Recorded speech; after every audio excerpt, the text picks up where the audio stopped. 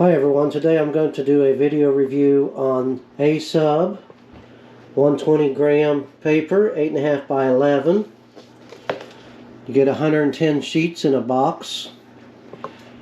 And I'm also going to review these 5 by 7 aluminum sublimation blanks. They're good. You can put photographs on them. You can make little signs out of them. And what's nice about these is they're made out of aluminum, so you can put like double-faced tape on the back and adhere your finished product to whichever surface you would like to put it on. So let's get started.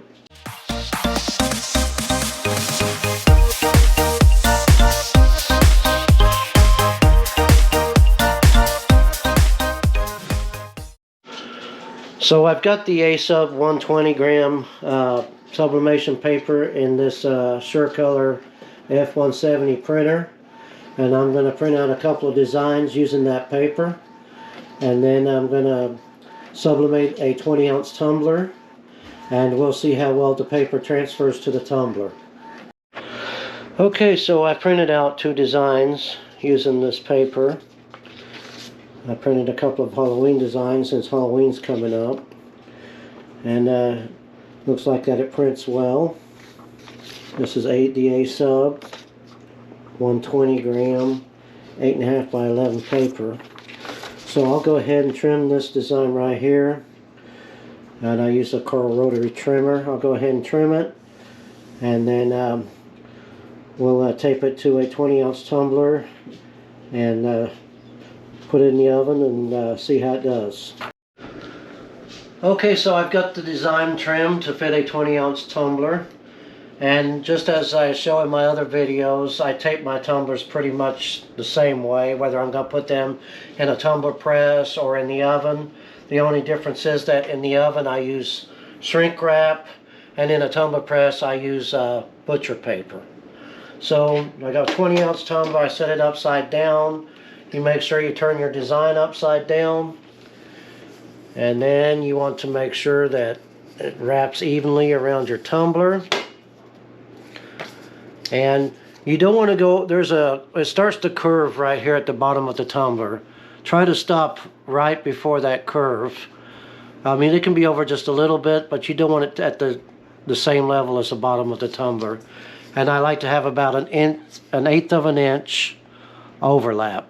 So this one here is actually I printed at 9.3 by 8.2, and then I trim it down as I need it. So I'm going to go ahead and tape this the same way I tape all my tumblers. I start with the middle, pull it around nice and tight. I get the middle, and I put another piece at the end. See, that's the end right there. Pull it nice and tight. Then I get another piece and I put it right here at the top. And we get that nice and tight. And now we have that. I'm going to put one long piece down the seam. Just like this. Let it overlap a little bit at the top. Overhang, I mean, and let it overhang at the bottom. And I go ahead and cut it. Wrap the bottom around, tape it down like that. Keep your thumb right there. Pull on your tape nice and tight. And then just run your thumb down the seam. And fold that over just like that. Now you're going to see the seam right here. Just run your thumb down that seam line. That's the seam that you can see. But you want to turn your tumbler around and then find the other seam, which you can't see. Once you find that, run your thumb nail down that 2 or 3 times just to get it to be able to adhere to the tumbler better.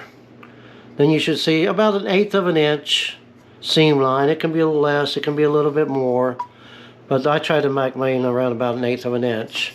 Once you got that, we're going to tape the bottom. And I like to tape twice around the bottom and twice around the top. That way I'm making sure it gets all the wrinkles and everything. So I start half and half at the seam.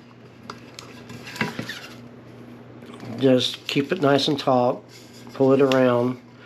Then once you get back to the seam, drop it down so it's level with the paper, and then tape around again.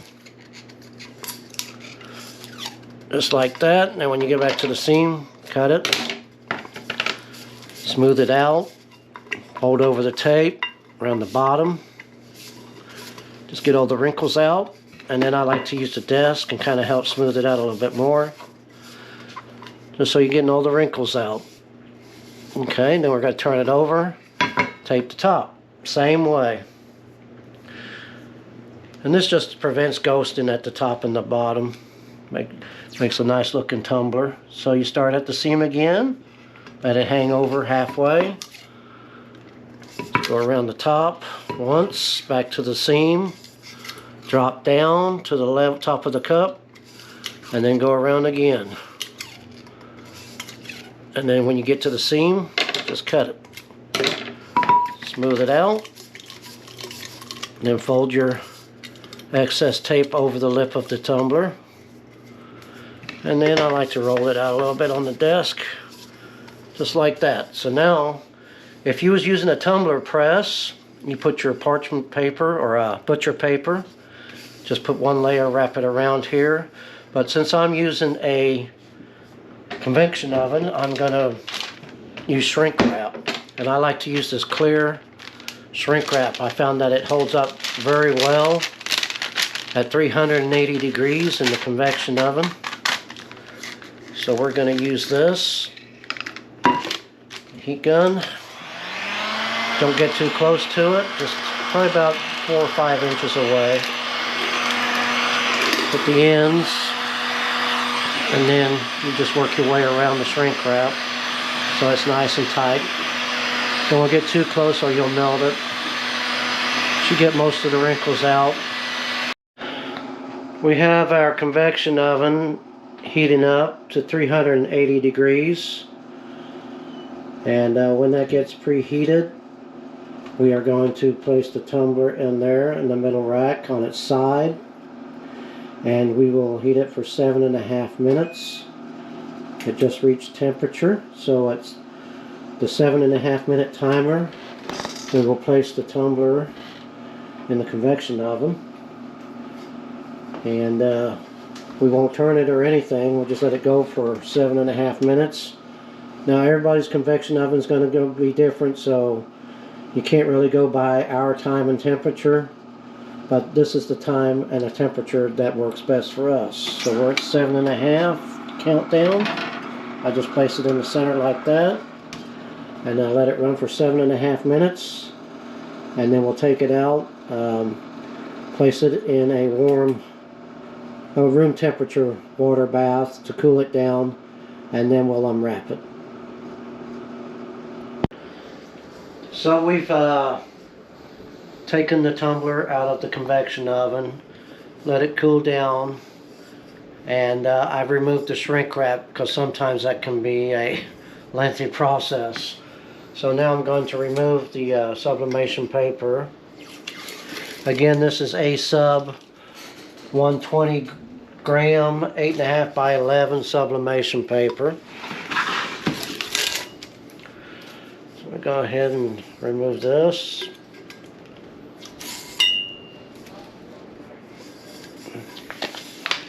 See how it looks? I think that turned out pretty nice.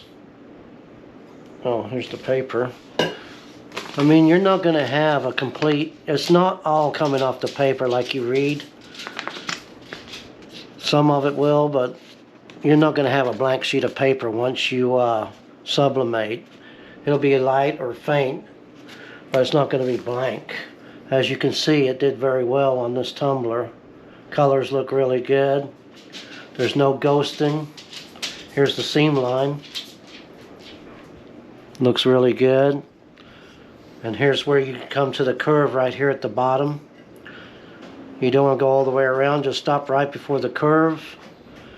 And I say that paper did a very nice job of transferring to this tumbler. So next, what we're going to do is we're going to make one of these little 5x7 aluminum sublimation blanks. And we're going to print off a 5x7 design. So when you print it out, you want to make it a little bit bigger. So 5.2 by 7.2, because you need a little bit of extra around the edge. Now if you do purchase these, they do have a film on the front and a film on the back that you have to peel off. And it's very, you can barely see it, but there is a film you need to peel off before you sublimate onto them, or it won't take. It's gonna melt. Yeah, it'll melt. So peel that film off the front and the back, just like this. Make sure you get all the plastic off. You don't want it melt into your press.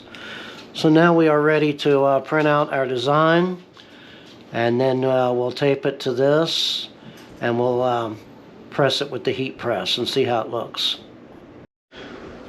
Okay, so I printed out a design to put on this aluminum sublimation blank. We just printed this out. We're going to put it in our great grandbaby's room. Her name's Gwen. So we printed this out.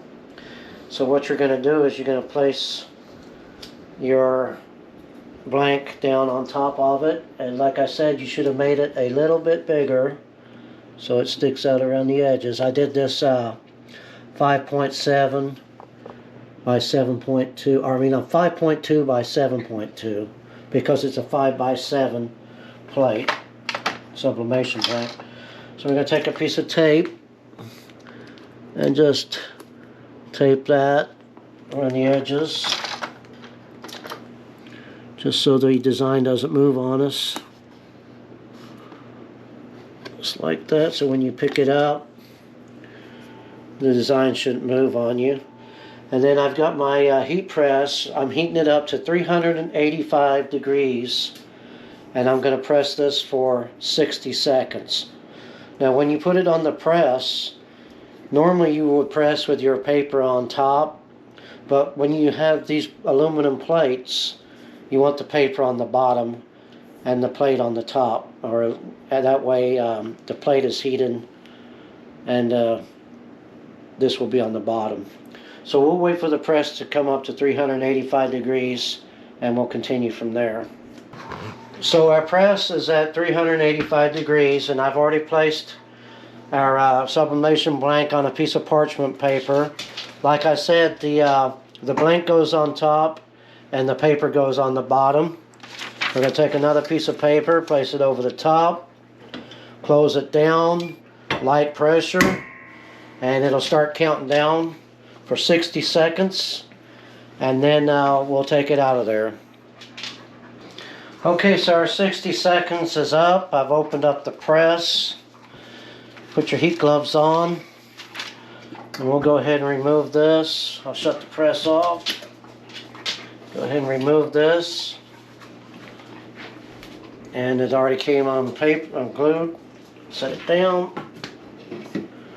Make sure when you set it down, you set it on something that can't catch on fire. I'm just having a heck of a time with this. Okay, so this is what it's going to look like. I think that came out pretty nice, actually. So now what we can do with this is we can take some double-faced or sided tape, put a couple of pieces on the back there, and you can stick this up wherever you want to. So I'll have a link to the paper and these blanks in the description below, and hopefully you'll like and comment on this video, and you enjoyed the review. Thanks for watching.